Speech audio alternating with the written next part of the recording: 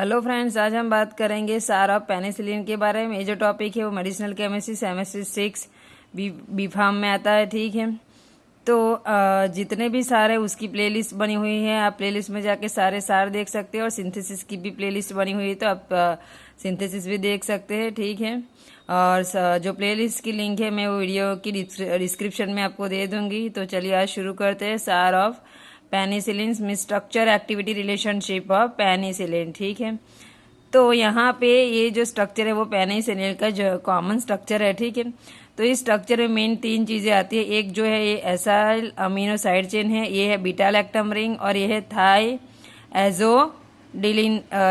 एजोलिडिन ring. ठीक है, ये तीनों पोर्शन बहुत इंपॉर्टेंट है इसकी स्ट्रक्चर एक्टिविटी रिलेशनशिप के लिए, क्योंकि ये पूरा जो सारा है उस पे ही डिपेंड करता है। ठीक है, तो तीनों पोर्शन जो है वो एक्टिविटी के लिए कंपलसरी रिक्वायर्ड है, मीन्स के एसेंशियल है फॉर द एक्टिविटी। ठीक है, तो ये जो सार है बहुत लंबा है। ठीक है, और बहुत पोर्शन है उसके, तो इसलिए मैंने तीनों चीज यहाँ पे आपको लिख के समझा दी, क्योंकि वीडियो में सारा कवर करना बहुत डिफिकल्ट हो जाएगा एक ही पेज में। ठीक है, इसलिए यहाँ पे लिखा है। ठीक है, तो भी मैं ट्राई करूंगी कि एक ही स्ट्रक्चर में सब कुछ आपको समझा सकूं, लेकिन तो भी मैंने यहाँ पे लिखा है, तो आप एक बार ध्यान से देख लीजिए कि तीनों बीटा लैक्टम रिंग, थाइएजोलिडिन रिंग और एसाइल अमीनो साइड चेन तीनों एसेंशियल फॉर द एक्टिविटी। ठीक है, तो चलिए अब शुरू करते हैं सार। ठीक है, तो structure activity relationship of penicillin. Penicillin एक एंटीबायोटिक ड्रग है जो बैक्टीरिया को किल करने के लिए यूज की जाती है। ठीक है, तो यहाँ पे अभी मैंने जो आपको 3 चीजें बताई कि acyl amino side chain, beta lactam ring और थाइएजोलिडिन रिंग। ठीक है, ये तीनों को मैंने ऑरेंज कलर से लिख दिया है।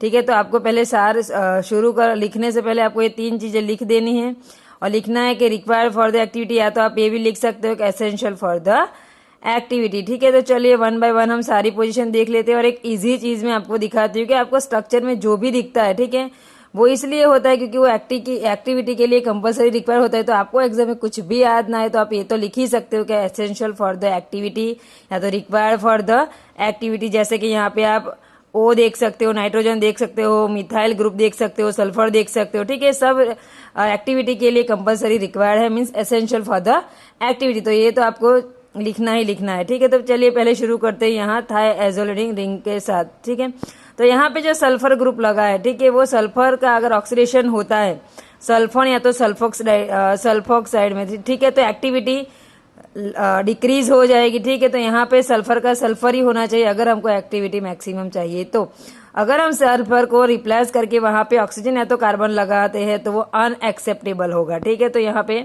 हम ऑक्सीजन या तो कार्बन नहीं लगा सकते, सिर्फ ऐसे ही लगा सकते हैं for the maximum antibiotic activity के लिए। ठीक है, यहाँ पे सेकंड पोजीशन पे आप देख सकते हो कि मिथाइल ग्रुप अटैच है, वो compulsory required for the activity है। यहाँ पे कोई भी सब्स्टिट्यूशन अलाउ नहीं है।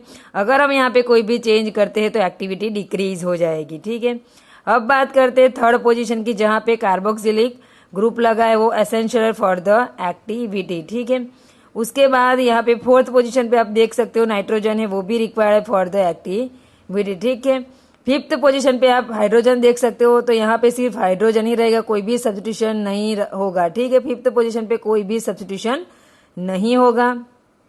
अब बात करते हैं सेवंथ पोजीशन के बारे में। ठीक है, तो सेवंथ पोजीशन पे क्या लगा है, कार्बोनाइल लगा है बीटा लैक्टम रिंग पे। ठीक है, तो वो कंपलसरी मस्ट है, मीन्स कंपलसरी रिक्वायर्ड है for the activity.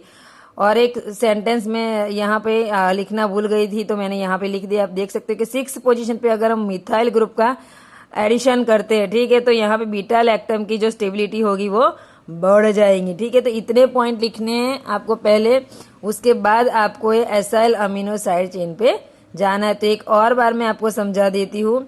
First position पे जो सल्फर ग्रुप है वो रिक्वायर्ड फॉर द एक्टिविटी के लिए, अगर उसका ऑक्सीडेशन होता है और सल्फोन या तो सल्फोक्साइड में कन्वर्ट होता है तो एक्टिविटी डिक्रीज हो जाएगी। और सल्फर को हटा के अगर हम ऑक्सीजन या तो कार्बन रखते हैं तो भी वो अनएक्सेप्टेबल है। ठीक है, तो यहाँ पे सिर्फ सल्फर ही रहेगा फर्स्ट पोजीशन पे। सेकंड पोजीशन पे जो मिथाइल ग्रुप है वो रिक्वायर्ड फॉर द एक्टिविटी, यहाँ पे कोई भी सब्स्टिट्यूशन हम नहीं कर सकते, कोई चेंज करते हैं तो एक्टिविटी डिक्रीज हो जाती है। अब बात करते हैं थर्ड पोजीशन के बारे में। तो थर्ड पोजीशन पे जो कार्बोक्सिलिक ग्रुप लगा है वो एसेंशियल है फॉर द एक्टिविटी के लिए। ठीक है, और फोर्थ पोजीशन पे जो नाइट्रोजन है वो भी रिक्वायर्ड एक्टिविटी के लिए, ठीक है। फिफ्थ पोजीशन पे कोई भी सब्स्टिट्यूशन नहीं होगा, यहाँ पे हाइड्रोजन ही रहेगा। सिक्स्थ पोजीशन पे अगर हम मिथाइल ग्रुप का उसको एडिशन करते हैं तो हमारी जो बीटा लैक्टम की जो स्टेबिलिटी होगी वो बढ़ जाएगी। सेवंथ पोजीशन पे जो कार्बोनाइल है वो बीटा लैक्टम रिंग पे कंपलसरी रिक्वायर्ड है, ठीक है। अब बात करते हैं हमारी मेन एक जो हमारा पॉइंट है एसाइल अमीनो साइड चेन, ठीक है। तो एसाइल अमीनो साइड चेन जो है वो compulsory required for the activity के लिए, और यहाँ पे जो अमीनो ग्रुप है वो मैक्सिमम एक्टिविटी के लिए एसेंशियल है, ठीक है। यहाँ पे आर की जगह पे हम कोई रिप्लेसमेंट करते हैं हाइड्रोक्सी मिथाइल ग्रुप का, तो वो ग्राम नेगेटिव एक्टिविटी जो है वो इंक्रीज करेगा, ठीक है। यहाँ पे हम अगर कोई इलेक्ट्रॉन विथड्रॉइंग ग्रुप लगाते हैं तो एसिड स्टेबिलिटी जो होगी वो बढ़ जाएगी, ठीक है। सल्फोनाइलेशन या तो फॉस्फोराइलेशन हम अगर यहाँ पे साइड चेन पे करते हैं तो वो एक्टिविटी डिवॉइड हो जाएगी, ठीक है। तो ये सारे पॉइंट है structure activity relationship of penicillin के, ठीक है। तो साइड चेन का एक और बार मैं आपको बता देती हूँ कि साइड चेन पे अगर ये साइड चेन जो है वो acyl amino side chain compulsory required for the anti bacterial means के एंटीबायोटिक एक्टिविटी के लिए, अमीनो ग्रुप मैक्सिमम एक्टिविटी के लिए रिक्वायर्ड है। आर जो है वो उसको हम रिप्लेसमेंट करके हाइड्रोक्सी मिथाइल ग्रुप लगाते हैं तो ग्राम नेगेटिव एक्टिविटी इंक्रीज हो जाएगी। अगर इलेक्ट्रॉन विथड्रॉइंग ग्रुप लगाते हैं तो एसिड स्टेबिलिटी बढ़ जाएंगी।